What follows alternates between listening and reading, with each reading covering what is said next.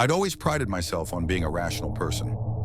I was never one to believe in ghosts or the supernatural, until that summer in 2019 when my skepticism was put to the ultimate test. My name is Sarah, and I had recently moved into a charming old house in a quiet suburban neighborhood.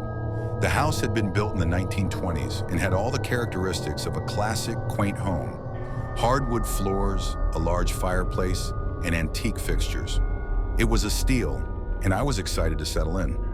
Little did I know, I was moving into something far more unsettling than a mere home. The first few weeks were uneventful. I unpacked boxes, arranged furniture, and enjoyed the peaceful solitude of my new place. But then, on the night of July 23rd, everything changed. It began with small things. I'd hear faint noises like footsteps in the hallway when I was alone. At first, I dismissed them as creaks from the old house settling or the pipes expanding. Then things started to go missing. I'd put my keys on the kitchen counter, only to find them on the living room table hours later. I thought maybe I was just forgetful. One night, while getting ready for bed, I noticed something strange. The large mirror in the hallway seemed to have an odd reflection.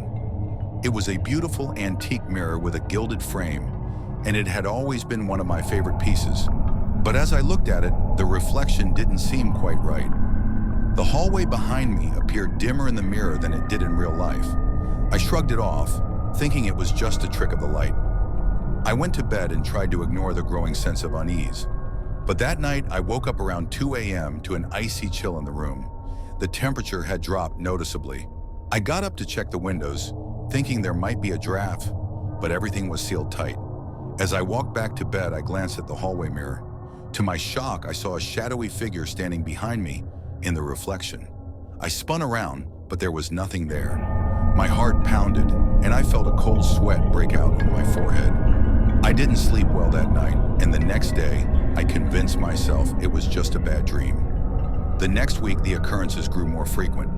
I began to notice that the shadowy figure seemed to be getting closer and clearer. I'd see it in the mirror whenever I was alone. It was a dark shape, vaguely humanoid, with an eerie, almost palpable malevolence. I tried to tell myself it was just stress or imagination, but the fear was becoming harder to ignore. One particularly frightening night, I was in the living room reading a book. The house was quiet, save for the occasional creak of the old wood. Suddenly, I heard a loud bang from the hallway. My heart leapt into my throat. I slowly made my way to the hallway, where I found nothing out of place. But the mirror's reflection was different. The shadowy figure was now standing right behind me, in the reflection. I screamed and turned around, but once again, there was nothing there. I grabbed my phone and called a friend, unable to shake the feeling of being watched. My friend arrived shortly and stayed with me for the rest of the night, but nothing happened. The next day, I decided to investigate the history of the house. I went to the local library and dug through old records. What I discovered was disturbing. The house had been the site of a tragic event. In the 1950s, a family had lived there, a father, mother, and their young daughter. The father had been found dead in the house under mysterious circumstances, and the mother and daughter had disappeared shortly thereafter. There were rumors of strange occurrences reported by neighbors before the family vanished. Feeling a growing sense of dread, I contacted a local paranormal investigator. His name was Jake, and he specialized in haunted properties. He agreed to visit the house and conduct an investigation. Jake arrived with his equipment and began setting up cameras, EMF detectors, and infrared sensors. He interviewed me about my experiences and took detailed notes. As night fell, the investigation began in earnest. Jake's team was thorough, checking every corner of the house for signs of paranormal activity. Around midnight, Jake and I were in the hallway with the mirror. He asked if I could describe the shadowy figure I'd seen. As I spoke, the temperature in the hallway dropped dramatically. The EMF detector spiked, indicating a high level of electromagnetic activity. The infrared cameras captured unusual fluctuations in temperature and unexplained shadows. Then came the most unsettling part. During a session where Jake tried to communicate with any spirits present, the mirror's reflection became distorted. The shadowy figure appeared more defined, its dark, featureless face staring directly at us. The cameras captured it clearly, though the figure was never visible to the naked eye.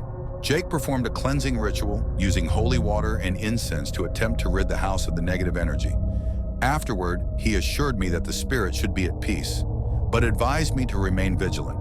The investigation left me shaken, but hopeful that the worst was over. In the weeks following the cleansing, the disturbances lessened. The shadowy figure was no longer visible in the mirror, and the house felt less oppressive.